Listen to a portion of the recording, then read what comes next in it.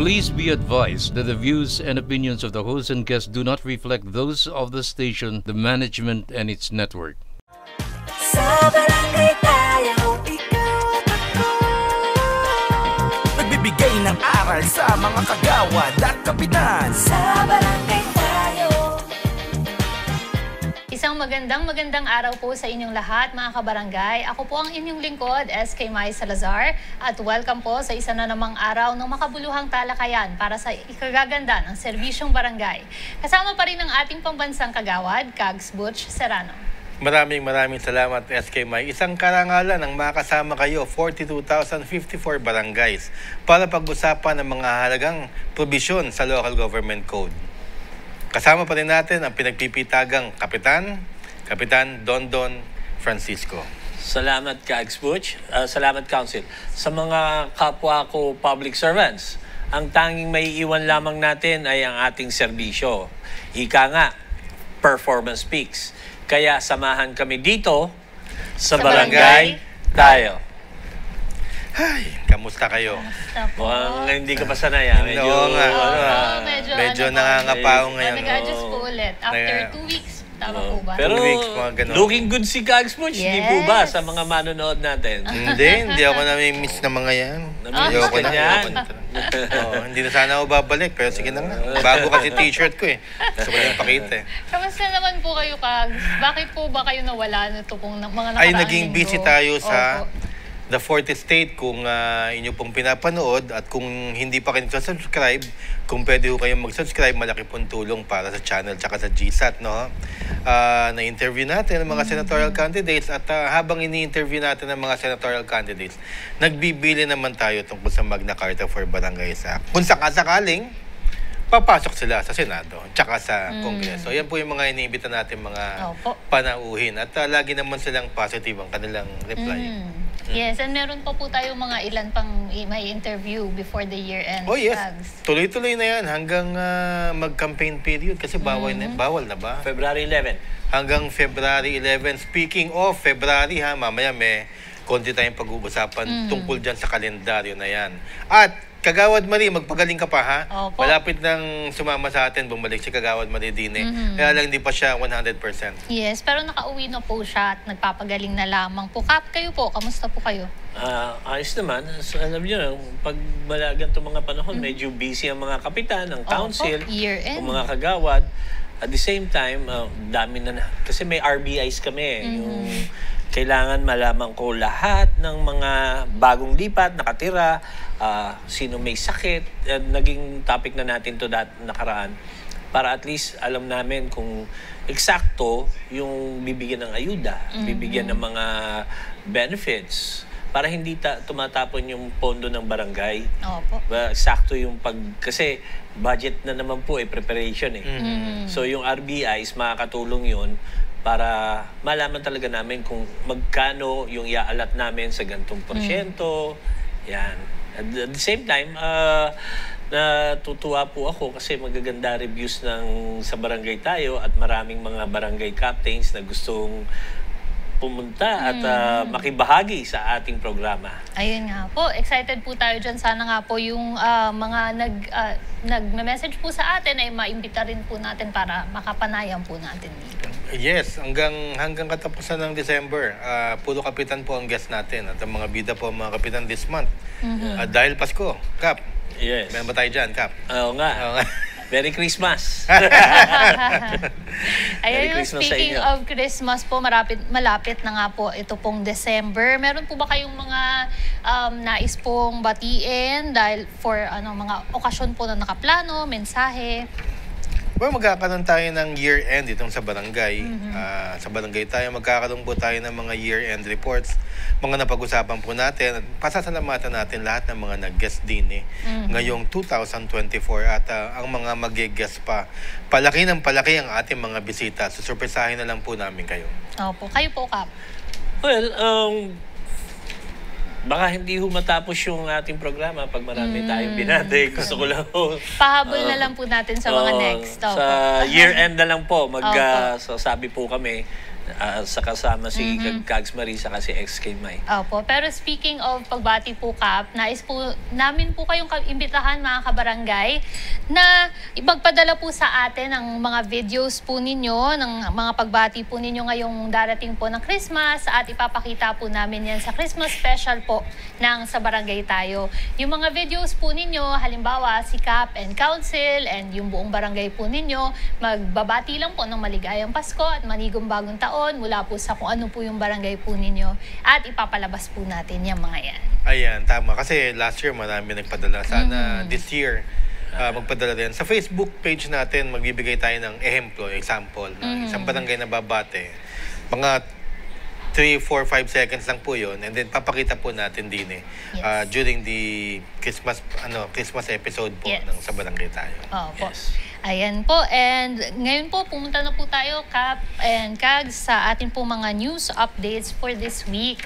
Mga kabarangay, COMELEC will ask Congress po to remove po yung barangay certification as voter requisite.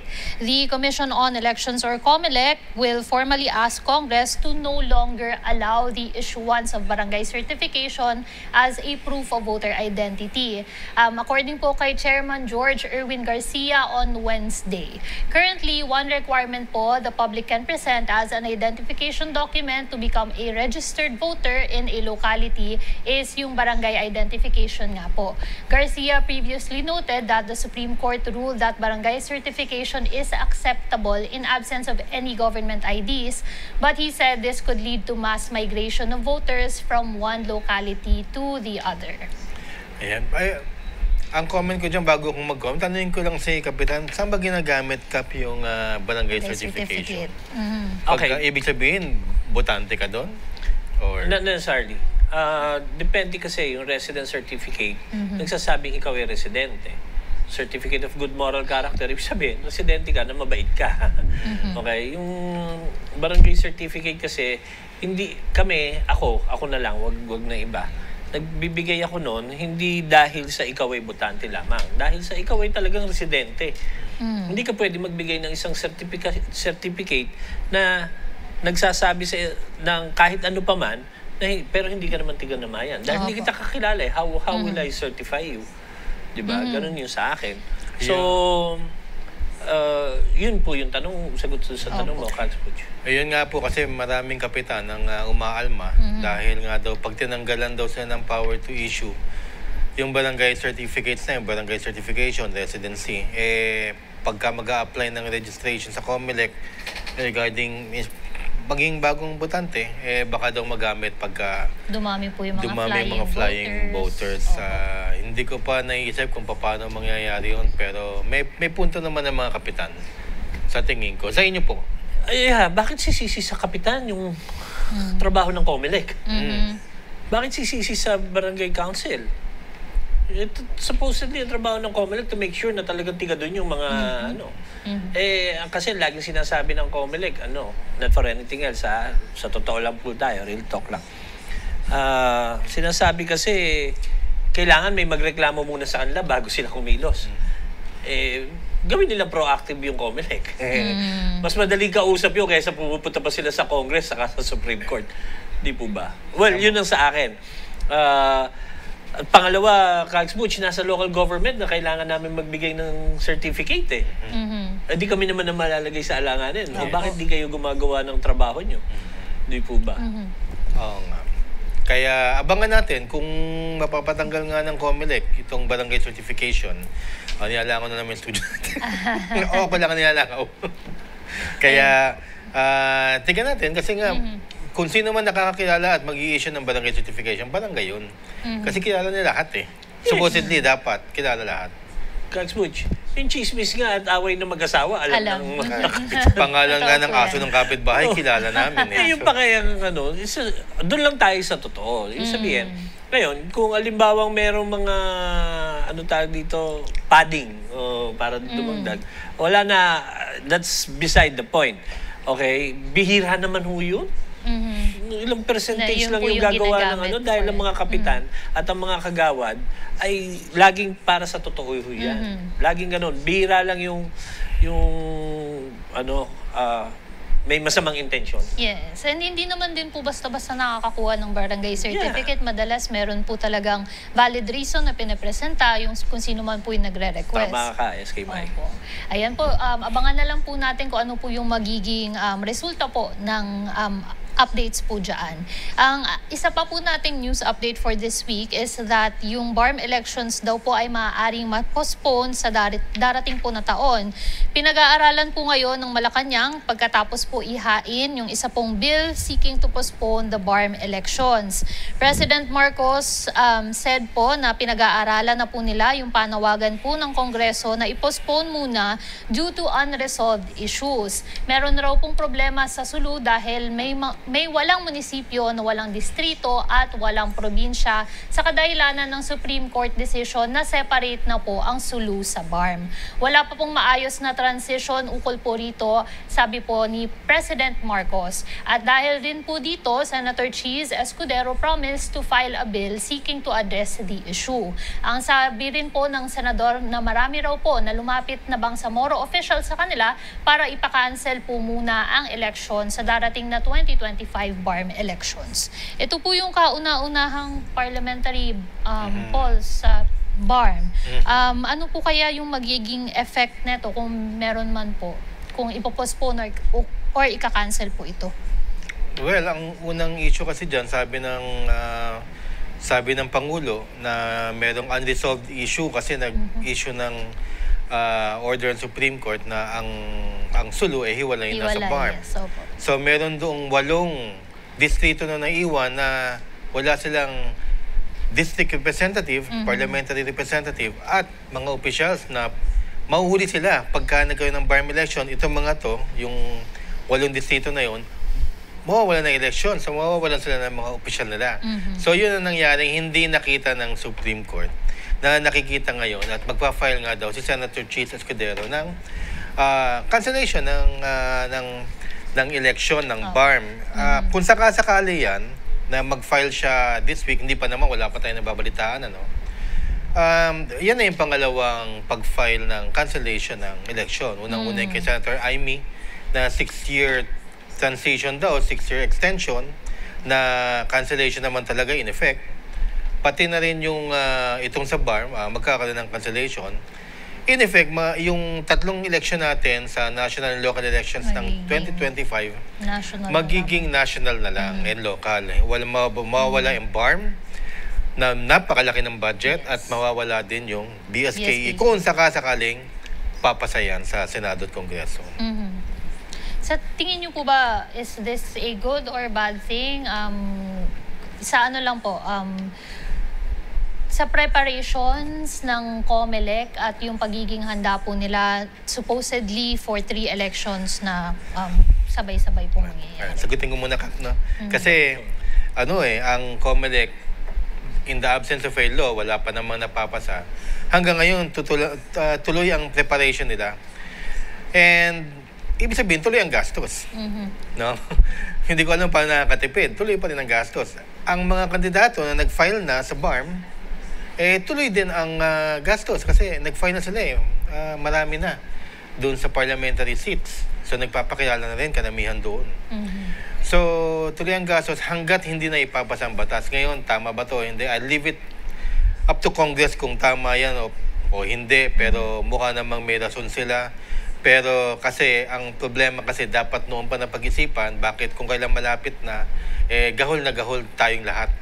Even sa BSKE, nagkakagahol-gahol ngayon at hindi malaman kung paano ang kilos ng mga prospective candidates. Opo. Okay po, Kap. Knee-jerk kasi. Ewan ko.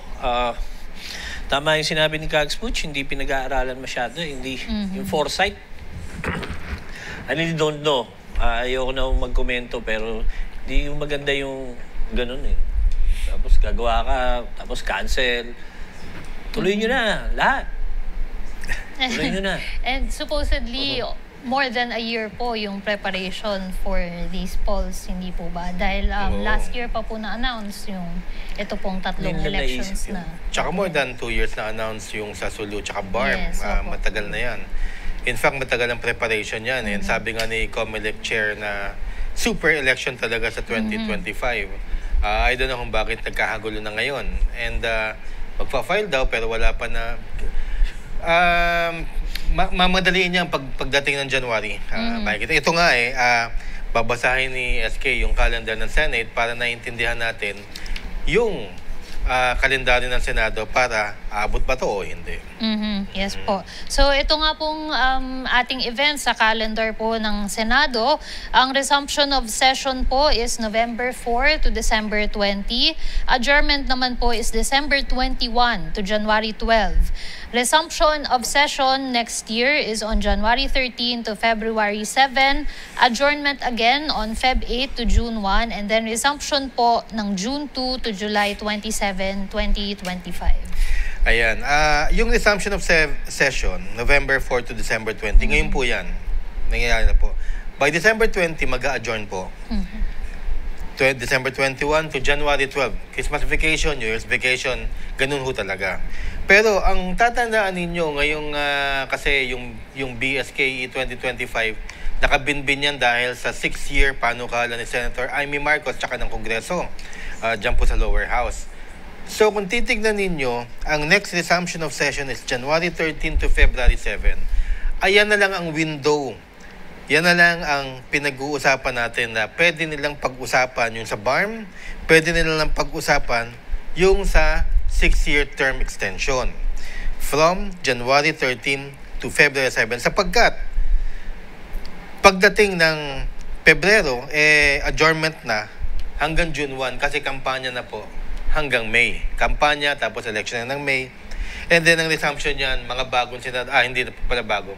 Magkikita-kita ulit yung mga dating Senado at magpapaalam sa isa't isa. So, papasok na yung mga bagong Senado sa June 2 hanggang July 27. 2 linggo silang tatapusin na nila ang anumang order of business. Kaya, ang mahalaga dito yung January 13 to February 7. Bilangan nyo na lang kung ilang linggo po yun. Yan po ang tinitignan ko na dyan dapat pumasok yung debate, yung pag-file sa BARM, debate sa BSKE, ano ba to, ganyan, and then bicameral conference, aakit ba sa yung House, aakit ba sa Senate, mga ganyan-ganyan, mag-uusap, opposition, debate, bla bla bla. Nandiyan po mangyayari yan. Ayan po, maraming salamat po sa paliwanag na yan, Kags Butch. At mga kabarangay... Napaliwanag ko ba ng maayos? Naman. Hahayaan po natin ang ating mga kabarangay na magkomento tungkol po dyan. At mga kabarangay, wag po kayong aalis dahil of course sa atin pong next segment, meron na naman po tayong makakasamang isang magaling na kapitan mula naman po sa Mandaluyong City. Lahat po yan sa pagbabalik ng Sa Barangay Tayo. Sa barangay tayo, ikaw at ako. Nagbibigay ng aral sa mga kagawad at kapitan. Sa